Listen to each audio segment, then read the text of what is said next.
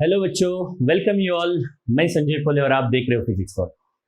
पिछले लेक्चर में हमने देखा था कि किसी भी फंक्शन का इंटीग्रेशन कैसे किया जाता है।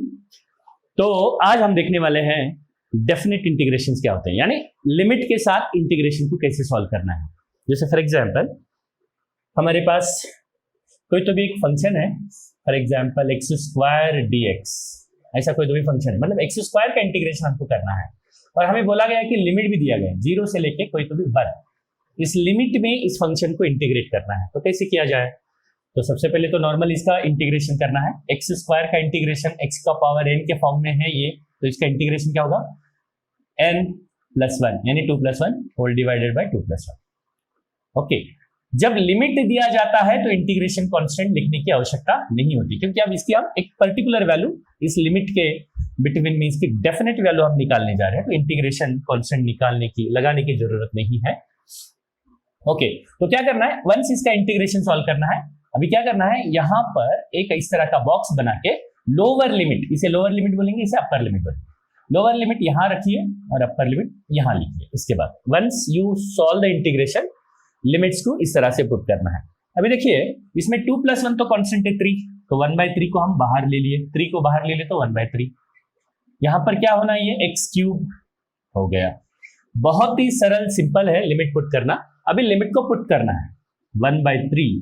क्या करना है, यहां पर हमारा वेरिएबल x, तो x की वैल्यू, x की जहां पर वैल्यू है वहां पर x के बदले अपर लिमिट की वैल्यू पुट करना है, यानी x के बदले यहां भी 1 पुट करना है। 1 x के बदले हमने 1 रखा, बाकी का जो भी स्ट्रक्चर है उसको वैसे ही रखना है। अब इसके बाद माइनस करके इस x के बदले आपको लोअर लिमिट सब्स्टिट्यूट करना है। x के बदले अभी लोअर लिमिट क्या सब्स्टिट्यूट करनी होगी, 0 का क्यूब। तो देखिए ये होगा 1/3, 1 क्यूब का मतलब होगा 1, 0 क्यूब का मतलब होगा 0, तो 1 - 0 1/3, this will be the value of 10। तो इसकी इस इंटीग्रेशन की जो वैल्यू होगी वो होगी 0 से 1 के लिमिट में x² dx की जो वैल्यू होगी वो डेफिनेट होगी और वो 1/3 होगी।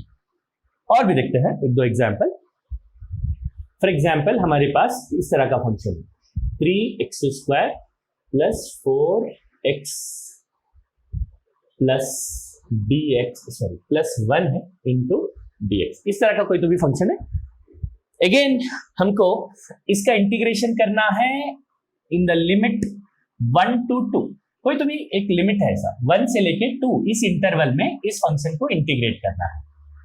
तो देखते हैं बाद में इसका ज्योमेट्रिकल इंटरप्रिटेशन क्या है देखेंगे, तो लेकिन लेट्स सबसे पहले तो हम यही देखते हैं कि इसे सॉल्व कैसे किया जाए लिमिट को पुट करके। तो सबसे पहले तो इसका इंटीग्रेशन सॉल्व करते हैं। सर ये समेशन के फॉर्म में है फंक्शन, तो 3 टर्म में है, तो सबसे पहले क्या करिएगा, इसको 3 डिफरेंट टर्म्स में इसे हम तोड़ देते हैं, सेपरेट कर देते हैं। याद रखिएगा dx सबको कॉमन है, तो जब तोड़ोगे तो सब कुछ आना चाहिए। 4x dx और 1 into dx, लिमिट 1 से लेकर 2 तक, 1 से लेकर 2 तक, 1 से लेकर 2 तक। So now let's perform the integration. ये 3 इंटीग्रेशन के बाहर निकाला जाए। तो अभी देखिएगा x² का इंटीग्रेशन क्या होना चाहिए, x² का इंटीग्रेशन होना चाहिए x का पावर 2+1/2+1 यानी x³/3। एक बार याद रखना, इंटीग्रेशन सॉल्व होने के बाद इस तरह का डब्बे के अंदर इसकी वैल्यू डालिए और लिमिट को यहां से लेके यहां तक यहां लिखना चाहिए। इसमें 4 जो है वो कांस्टेंट है, उसे भी इंटीग्रेशन के बाहर निकालिएगा। सिर्फ अंदर बचेगा x का इंटीग्रेशन, x ओनली x है मतलब x का पावर 1 है, तो इसका इंटीग्रेशन क्या होना चाहिए, x का पावर 1+1/1+1 यानी x²/2। फिर से इसका लिमिट 1 से 2। फिर dx, हमने कहा है आपको सिर्फ ओनली dx होता है तो इसका इंटीग्रेशन x, ओनली dp होता है तो उसका इंटीग्रेशन p, ओनली dt होता है तो उसका इंटीग्रेशन t, है ना। समझ में आया आपको, यहाँ पर केवल और केवल सिर्फ इसी तरह का होता है, कोई और x का फॉर्म नहीं है, इधर x का फॉर्म नहीं है, इधर t का फॉर्म नहीं है, कोई p के पावर में कोई वेरिएबल नहीं है। तो सिंपली dx है तो x, सिंपली dt है तो t, सिंपली dp है तो p, dx का x, dt का t, dp का p, dp का पद को नहीं, dp का p। ओके हाँ, तो 1 into dx,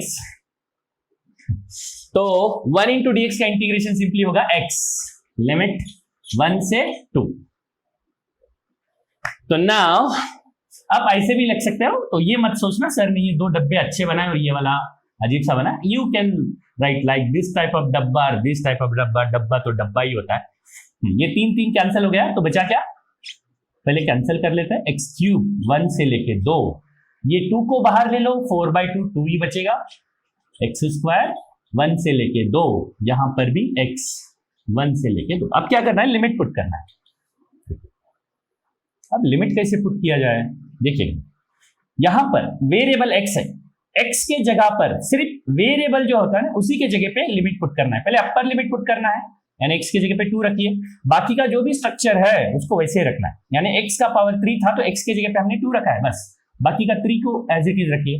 माइनस करके यहीं पर एक्स के बदले ये लोअर लिमिट भी डालना है, वेरिएबल की जगह पे ये लोअर लिमिट डालिए 1, बाकी का जो 3 है उसको वैसे ही रख दीजिएगा। फिर से और एक बार डब्बा, ये 2, सेम यहीं पर वही करना है जो यहां किया था। x के बदले यहां पर 2 डालना है, तो 2 का पावर 2 माइनस करके अब इसी x के जगह पे ये लोअर लिमिट डालना है, 1 का पावर 2। ये जो 2 जो है, ये जो बाकी का जो स्ट्रक्चर है उसको वैसे ही रखना है। फिर से यहां पर x के बदले 2 डालना है, फिर x के बदले, x का पावर में कुछ नहीं है तो 2, सिर्फ x के बदले 2 डाला, फिर x माइनस करके x के बदले 1 डाला। एक बार अपर लिमिट डाली है, एक बार लोअर डाली। सो इसे सॉल्व करना भी बहुत आसान हो गया। 2 क्यूब मतलब 8, 8 में से 1 गया तो 7 बचेगा।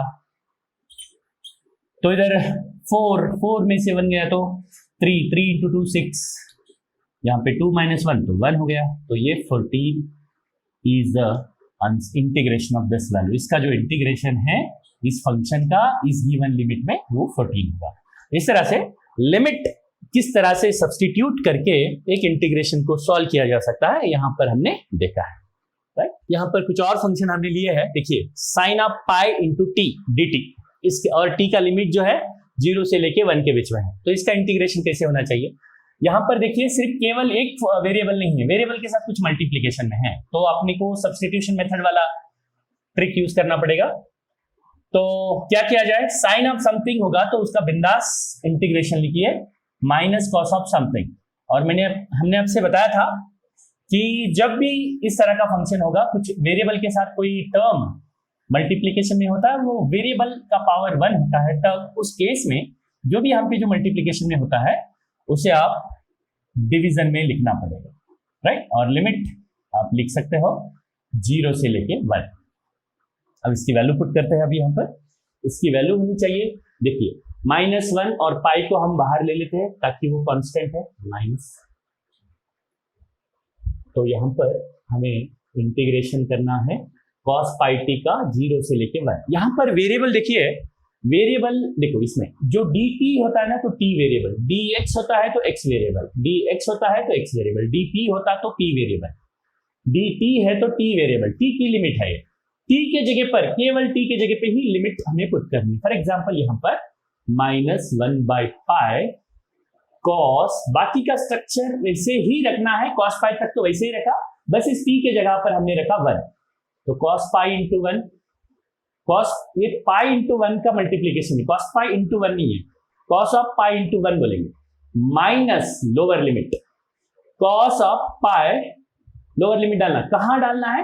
जो वेरिएबल है, जैसे t वेरिएबल है इसमें t के जगह पर ही लिमिट डालना है। cos पाई t के जगह पे cos of pi into 0, cos pi into 0 नहीं है, cos ऑफ पाई इंटू 0 है। cos के अंदर पाई के साथ 0 को मल्टीप्लाई कर रहे हैं, cos पाई को 0 से नहीं मल्टीप्लाई कर रहे, याद रखना है डिफरेंस। तो -1/पाई cos पाई यानी cos 180 की वैल्यू होती है -1, और पाई इंटू 0 है तो cos 0, cos ऑफ अंदर पाई इंटू 0, पाई को 0 के साथ मल्टीप्लाई करोगे तो 0 ही होगा, cos पाई के साथ अगर 0 को मल्टीप्लाई करो तो 0 आता। cos हम क्या कर रहे हैं? cos के अंदर पाई इंटू 0 कर रहे हैं, यानी cos के अंदर 0 हो गया, cos के अंदर 0 हो गया तो cos 0 तो जानते हैं भैया हम सब लोग, तो -1/पाई, -1 तो है ही, माइनस ये cos 0 की वैल्यू 1 होती है तो -1 हो ही गया इधर, तो ये -1 -1 -2 और ये माइनस मल्टीप्लाई कर देते तो 2/पाई is the integration of this function. इस फंक्शन का जो इंटीग्रेशन है वो 2 है, 2/पाई। तो अभी इसका इंटीग्रेशन करते हैं। तो देखिए ये कुछ बच्चे यहाँ पे कंफ्यूज होके लॉग लगा देते हैं। लॉग केवल तभी लगाना है जब इसका पावर 1 होता है ना। x का पावर 1 होगा यहाँ पर, तो ऊपर लेके जाएंगे तो x का पावर -1 होगा, है ना। यहाँ पर x का पावर 1 होता तो उसे ऊपर लेके जाएंगे तो x का पावर -1 के फॉर्मेट में आता। केवल तभी लॉग लगाना है। यहाँ पर 1 के बदले यहाँ 2 अगर है तो ये इसे थोड़ा सा ठीक से लिखेंगे तो क्या होगा, ये जो फंक्शन होगा हमारा 2x + 3 whole power -2 into dx इस फॉर्म में है। इसका मतलब ये कहीं ना कहीं हमारा x² x power -2 into dx इस फॉर्म में है। तो इसका जो फॉर्मूला होगा वही फॉर्मूला यहाँ लगाएंगे। आप ये वाला फॉर्मूला जब आप अप्लाई कर रहे हो तो इसे इस पूरे के पूरे इस टर्म को x मान लीजिएगा। वैसे तो सब्स्टिट्यूशन मेथड से करना चाहिए, लेकिन हम वो सब अभी नहीं कर रहे हैं, तो इसको x मान लीजिएगा। तो x का पावर -2 होता तो क्या होता, x के बदले यहाँ पर 2x + 3 है, x का पावर -2 + 1, नीचे भी -2 + 1। और एक बात याद रखना, यहाँ पर जो भी x के साथ मल्टीप्लीकेशन में होता है वो वाला टर्म आपको नीचे यहां पुट करना पड़ेगा। तो इसको अच्छे से सॉल्व करता हूं तो ये कुछ 2x + 3 होल पावर -1 होगा और -2 + 1 -1 इंटू -2 होगा। यदि आपको इसका लिमिट भी अभी पुट करना है, कहां से कहां तक करना है, 0 से लेके 1 तक। अब इसका लिमिट कैसे सॉल्व करें, इसे ठीक से लिखते हैं थोड़ा सा। -1/2 तो हमने बाहर ले लिया। x का पावर, ये x पावर समथिंग -1 है, तो इसे हम कैसे लिख सकते हैं, 1/x यानी 1/2x + 3 लिखा जाए इसको। अभी लिमिट पुट करना काफी आसान है। देखिए इसमें वेरिएबल x है, तो x के जगह पर ही limit, upper limit lower limit डालना है। बाकी का जो भी स्ट्रक्चर है उसको एज इट इज रखना है। तो -1/2 तो हो ही गया, तो इधर 1/2 अपर लिमिट x के जगह पे 1 + 3 माइनस करके x के जगह पर ही लोअर लिमिट क्या है, 0, x के जगह पे 0 + 3। तो इसको फर्दर सॉल्व करेंगे, दिखता होगा यहाँ पे, तो लिखता हूं -1/2, 2 × 1 2 + 3 करेंगे तो 5, -2 × 0 तो 0 + 3 है तो 1/3। आप इसको फर्दर सॉल्व कर लीजिएगा। This is the integration of this, है ना। ये जो इंटीग्रेशन इसकी वैल्यू है, इस इंटीग्रेशन की वैल्यू ये होगी। अगर ये फंक्शन अभी हमारा इस तरह से है, समथिंग px + q होल का पावर 1 इंटू dx, इसका इंटीग्रेशन करना है in the limit a to b। अब यहां पर आप ध्यान दीजिएगा कि px + q यहां पर पावर 1 है तो उसे ऊपर लेके जाएंगे तो क्या होना है, ये px + q whole power -1 into dx। तो अगर मैं इसको x अज्यूम कर लेता हूं इस पूरे टर्म को, तो x का पावर -1 है। तो जब x का पावर -1 होता है तो उस केस में x पावर n + 1/n + 1 ये वाला फॉर्मूला अप्लीकेबल नहीं होता। उस केस में हम लिखते हैं 1, इसका जो इंटीग्रेशन होता है 1/x होगा ना, ये 1/x होगा, ये 1/x होगा। इसका जो इंटीग्रेशन होता है वो log x होता है ना। तो यहां पर भी हमें बिल्कुल कुछ यही फॉर्मूला अप्लाई करना पड़ेगा, क्योंकि इसे आप x मान लीजिएगा, पूरे टर्म को अगर हमें x मान लेता हो और x का पावर 1 है तो 1/x अगर होता है तो log x लिखता है। तो इसका भी हम इंटीग्रेशन अब कैसे लिखा जाएगा, तो 1/x के फॉर्म में है और x का पावर 1 है ना। इसे पूरे टर्म को x मानना पड़ेगा। तो क्या होगा इसका इंटीग्रेशन, log of x का मतलब px + q। और एक बात याद रखिएगा, यहां पर x के साथ जो मल्टीप्लीकेशन में है p, उसे आपको डिवीजन में डालना पड़ेगा, राइट। साथ ही साथ में इसका लिमिट है a से लेकर b तक। तो देखिए इसका क्या होना है अभी, log of ये p तो आप कांस्टेंट रख लीजिएगा बाहर निकालकर, इसका लिमिट डालना है, x के बदले ही लिमिट पुट करना है। x वेरिएबल है तो वेरिएबल के जगह पर ही लिमिट आपको पुट करना है। log of p, x का मतलब b + q, ये हो गया अपर लिमिट।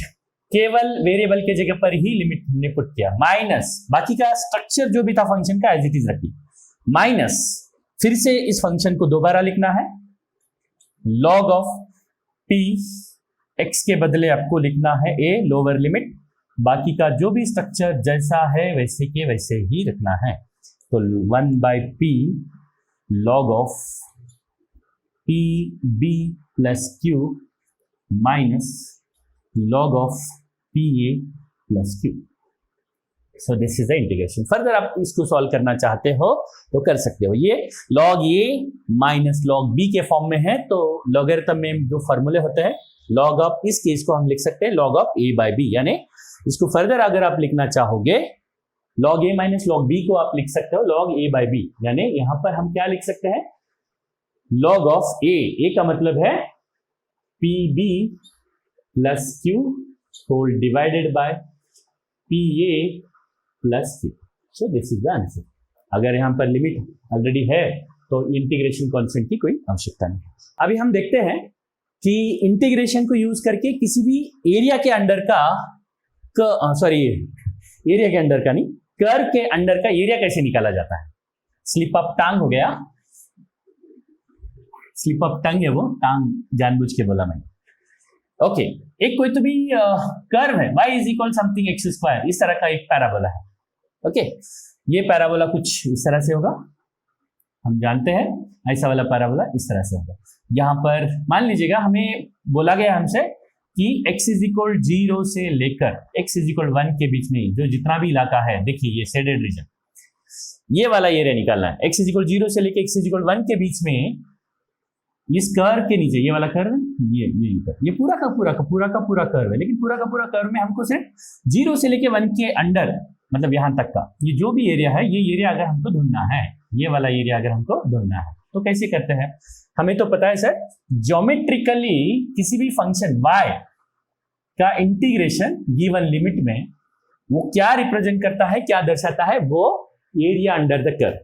तो यहां पर एरिया अंडर द कर्व निकालना हो तो क्या होगा, y dx कहां से कहां तक सर, y का इंटीग्रेशन dx कहां से कहां तक, 0 से लेके 1 तक, दिस इज एक्चुअली वो एरिया अंडर दिस कर्व, यहां से लेके यहां तक। सो y के बदले हमें क्या दिया गया, किस तरह का फंक्शन है, एक्स स्क्वायर dx 0 से लेकर 1। अब इसे सॉल्व करना तो इट्स लाइक राइट हैंडेड, पता नहीं क्या बोलते हैं, left handed game. X square का मतलब एक्स क्यूब है ना, 2 मतलब 2 + 1 मतलब एक्स क्यूब बाई 3, 0 to 1, तो 1 बाई 3। एक्स के बदले आपको पहले 1 डालना है, माइनस 0 करके एक्स के बदले 0 डालना है, तो ये हो गया 1 क्यूब, 1 × 1 × 1 111 नहीं होता है, 1 ही होता है, तो 1/3, 1/3 इज एरिया। एरिया मतलब कुछ होना चाहिए square metre, square centimetre, square kilometre, तो हम यहाँ लिखेंगे मीटर है, सेंटीमीटर है, हमको कुछ बोला नहीं है तो स्क्वायर यूनिट बोला जाता है इसको, square unit. So this is the area under the curve. इस तरह से फंक्शन हमें दिया हो तो। और एक फंक्शन लेते हैं फॉर एग्जाम्पल के तौर पे, मान लीजिएगा हमारा जो कर्व है कुछ इस तरह से, स्ट्रेट लाइन कुछ इस तरह से, हम एक स्ट्रेट लाइन ड्रॉ करते हैं for example, y is equal to 4x + 3 है। आप जानते हो ये 3 मतलब y इंटरसेक्शन, ये डिस्टेंस 3 है। ये जो स्ट्रेट लाइन है ये भी तो एक कर्व है, सीधा वाला, सबसे सीधा साधा कर्व स्ट्रेट लाइन है तो कर्व की प्रजाति का है वो। तो इसका I want to find this area, कहां से कहां तक चाहिए आपको, फॉर एग्जांपल 0 से लेकर, नहीं 0 तो लिया था इससे पहले, आप देखिए for example something x is equal 1 से लेकर हमको x इज इक्वल 4 के भीतर वाला ये वाला एरिया, तो आप देख सकते हैं यहाँ पे x इज इक्वल 1 और x इज इक्वल 4, मतलब ये वाला एरिया। नहीं, यहाँ पे जो एरिया हमें ढूंढना है उसे हम सेट करें, तो ये वाला एरिया हमें ढूंढना है। काफी आसान है ढूंढना, बहुत ज्यादा आसान है ढूंढना। तो कैसे ढूंढते हैं उसके लिए मैं इसे थोड़ा सा मिटा देता हूं। तो y का एक्सप्रेशन है 4x + 3, एरिया मतलब क्या होता है y dx, कहां से कहां तक, 1 से लेकर 4 तक लेना है भैया, this is the area. Okay, y का मतलब है हमारा 4x + 3, 4x + 3 dx, 1 से लेकर 4। तो इसे अभी इंटीग्रेशन करना तो हमारे लिए दाएं बाएं हाथ का खेल है। तो देखिए इस खेल को कैसा खेला जाए, 4 को बाहर ले लिया, x का इंटीग्रेशन, x पावर 1 है तो x का पावर 1 + 1 / 1 + 1 यानी x²/2। फिर से ये 3 का भी तो इंटीग्रेशन करना है। देखिए एक बार मैं स्टेप लिखता हूं, फिर से कंफ्यूजन नहीं होना है आप लोगों को।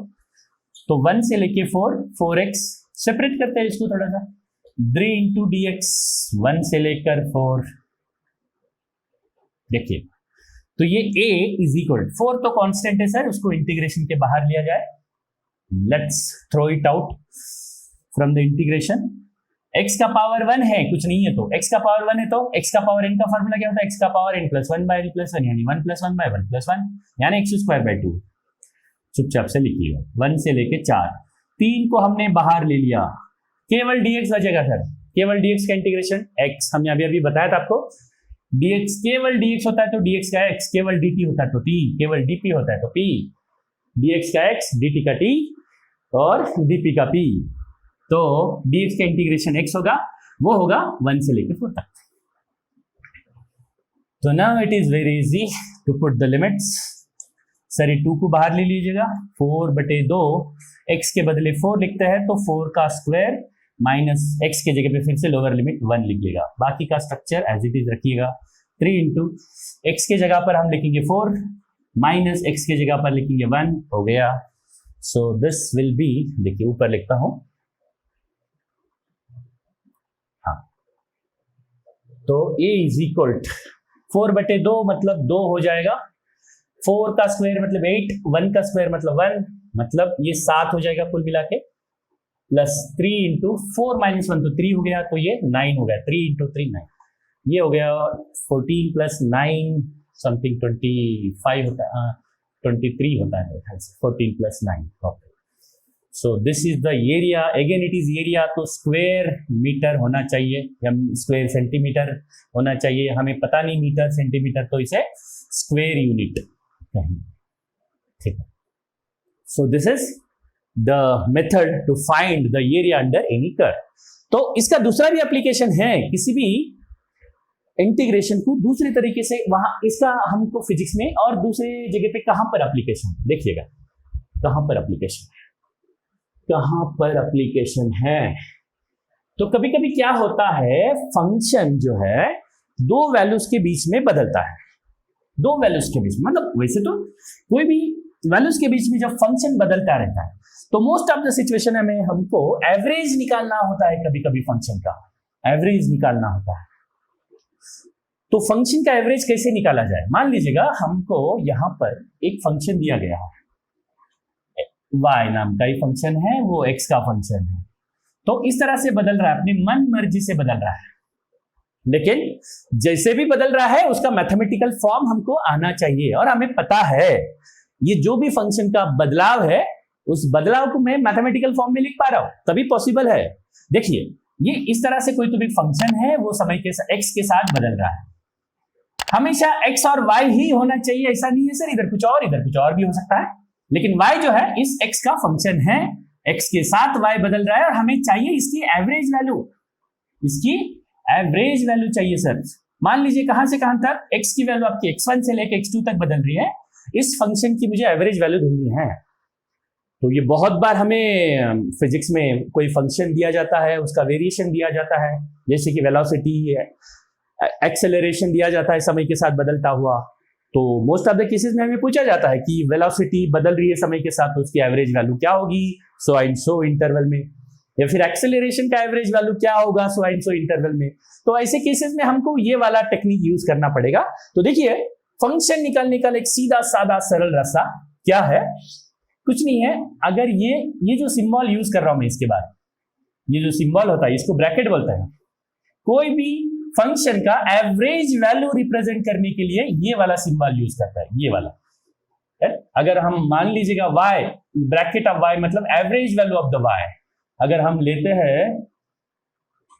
एवरेज ऑफ, ये क्या है, मीन वैल्यू या फिर एवरेज वैल्यू है ना, एवरेज वैल्यू है ना, तो ये आदमी का एवरेज निकालो तो ये एवरेज इंसान, आम आदमी है ना, तो इस y का इंटीग्रेशन अगर हमें निकालना है, सॉरी इस y का एवरेज वैल्यू निकालना है, तो सो सिंपल है सर, कुछ नहीं करना है, y का इंटीग्रेशन लीजिएगा, y dx कहां से कहां तक, x1 से लेके x2 तक, यानी का मतलब क्या है, ये वाला एरिया लीजिएगा, ये पूरा का पूरा एरिया लिखना है, लिख दिया, इसके नीचे फिर से dx, केवल dx, उसका इंटीग्रेशन करिए x1 से लेके x2, यानी का मतलब dx का इंटीग्रेशन x होगा, upper limit x2 minus x1, यानी इस ये जो एरिया है, देखिए थोड़ा सा एक मिनट, ये average value of y, what is this, इसे हम लिखते हैं एवीजी, एवेंजर नहीं है, average, average value of y, है ना।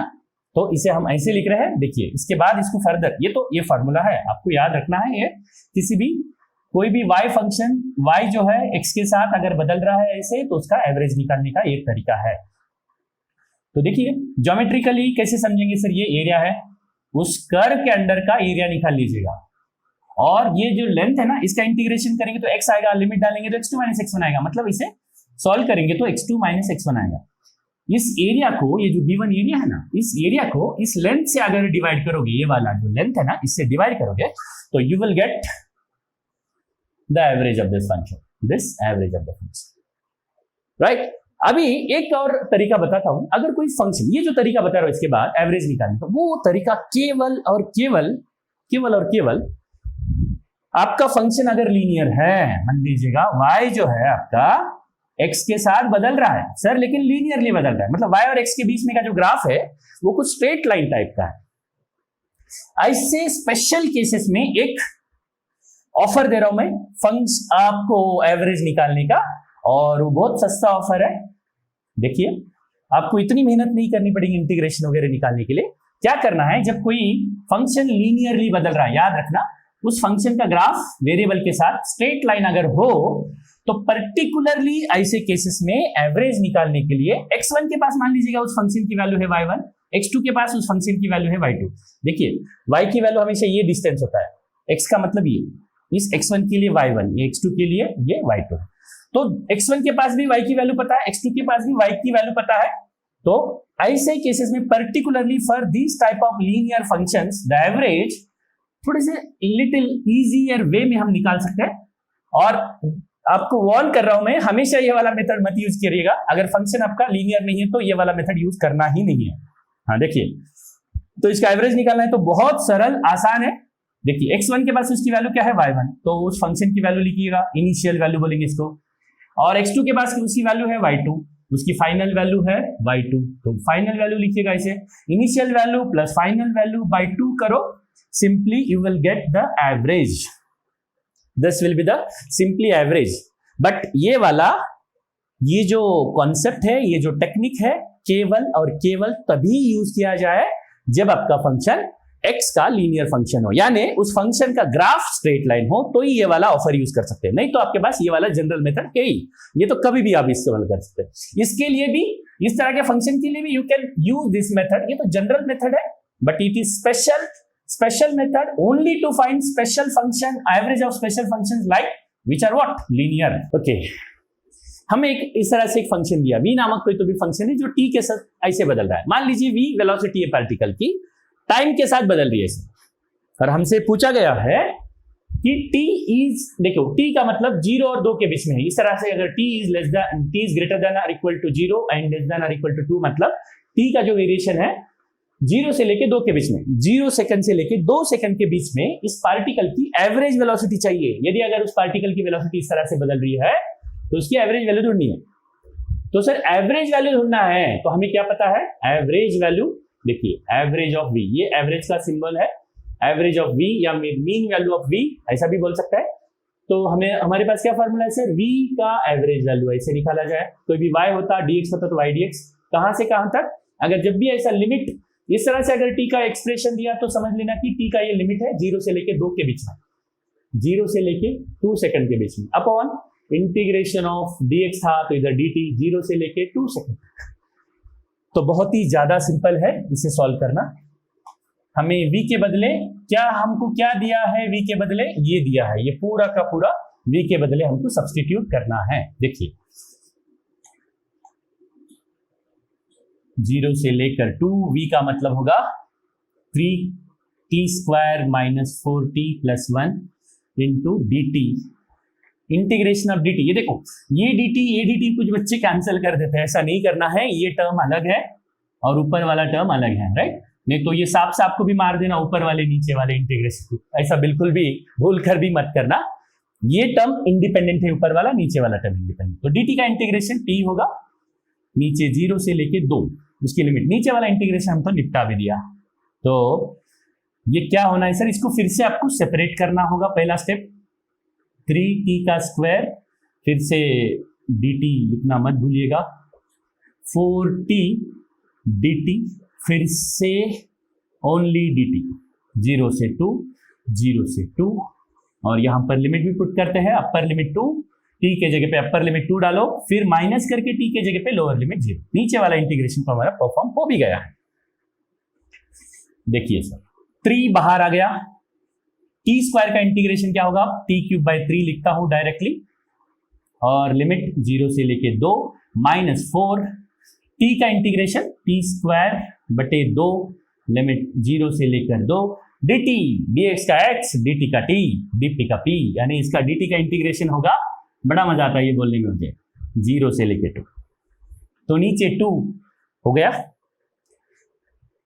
फाइन। ये 3 कैंसिल हो गया सर, 2 4 में का ये 2 हो जाएगा, तो बचा क्या फाइनली टी क्यूब, टी के जगह पे पहले 2 डालिएगा, 2 का क्यूब माइनस 0 का क्यूब, माइनस ये 2 और ये 4 कट गया तो 2 बचा, टी के जगह पर 2 डालेंगे तो 2 का स्क्वायर माइनस 0 का स्क्वायर, प्लस टी के जगह पे 2 माइनस 0 होल डिवाइडेड बाय 2। मैं यहाँ कहाँ लिखूँ, यहाँ कहीं तो भी लिखता हूँ, यहाँ लिखता हूँ फाइनल वैल्यू 2 क्यूब मतलब 8, इधर भी 2 स्क्वायर और ये 2 है तो ये भी फिर से 8 हो जाएगा, गया, ऊपर क्या बचा 2, ऊपर भी 2 बचा, नीचे भी 2 बचा, यानी एवरेज वेलोसिटी होगी 1 मीटर पर सेकंड। यदि अगर ये टाइम में ये सब ऐसा यूनिट में दिया हो वेलोसिटी, तो इसकी जो यूनिट होंगे 1 मीटर पर सेकंड, ये तो एवरेज वेलोसिटी है ना, 2 क्यूब और इधर 2, हाँ सही है 2 क्यूब, ओके। तो इस तरह ये जो फंक्शन दिया था उसकी एवरेज वैल्यू हमने निकाल लिया, फॉर्मूला यही है बेटा, बस इसमें डाल के इंटीग्रेट कर दो। हाँ, और एक लीनियर है, देखो ये वाले फंक्शन का भी मुझे एवरेज निकालना है। मान लीजिएगा I of t is equal 3t plus 4, इसका एवरेज वैल्यू निकालना है। मैं चाहता तो ऐसे भी कर सकता था, ये तो जनरल फार्मूला है, सदा चलेगा, सदा के लिए चलेगा, ऑलवेज एवरग्रीन फार्मूला एवरेज निकालने के लिए। लेकिन सर मुझे इतनी मेहनत करने की आवश्यकता नहीं है, क्योंकि ये इस इक्वेशन को देख के मुझे ये समझ में आ रहा है कि ये जो i नाम का जो वेरिएबल है, जो करंट लिया है, मान लो ये समय के साथ बदल रहा है, वायर में से जाने वाला करंट इस तरह से समय के साथ बदल रहा है, तो मुझे इस करंट की एवरेज वैल्यू निकालनी है 0 से लेके 4 सेकंड के बीच में। तो चाहता तो वो अप्लाई कर सकता था, लेकिन नहीं अप्लाई करूंगा क्योंकि ये लीनियर फंक्शन है, तो उतनी मेहनत करने की आवश्यकता नहीं है। लीनियर है तो मुझे इसकी 0 के पास इसकी करंट की वैल्यू निकालूंगा, 4 सेकंड के पास करंट की वैल्यू निकालूंगा, इनिशियल प्लस फाइनल बाय 2 करेंगे तो एवरेज करंट आ जाएगा। तो देखिए t इज इक्वल 0 के पास निकालना है, तो आप 0 भी बोल सकते हैं, मतलब ये i की वैल्यू 0 सेकंड के पास, यहाँ t के जगह पे 0 डालना है, तो इसका मतलब i ऑफ 0, i इंटू 0 नहीं है ये, तो t के बदले 0 डालेंगे तो ये 0 हो जाएगा प्लस 4, मतलब initial value of the current is what 0। हमें क्या चाहिए अभी, t के बदले 4, मतलब चौथे सेकंड के पास करंट की value i of 4 into i नहीं है, फिर से बता रहा हूँ, 4 इंटू i नहीं है, ये i एट 4 सेकंड, तो 3 इंटू टी, यहां पर मल्टीप्लीकेशन है, t के जगह पे 4 डालिए, 3 इंटू 4 मतलब 12 प्लस 4 यानी 16। तो देखिए सर ये इनिशियल वैल्यू है सर, ये फाइनल वैल्यू है, तो एवरेज निकालने का सिंपल और सरल तरीका क्या है हमारे पास, ऐसे केसेस में पर्टिकुलरली जब फंक्शन लीनियर हो, इसका ग्राफ बनाएंगे तो स्ट्रेट लाइन आएगा, उस केस में एवरेज निकालना है sir, initial value plus final value by 2, initial value is 4, final value is 16 बटे 2 यानी 20 होगा, तो यानी 10। करंट का जो यूनिट अगर ऐसा यूनिट में दिया हो तो करंट का यूनिट होता है एम्पियर, जैसे 10th में पढ़ाई होगा ये ampere, this is the average current.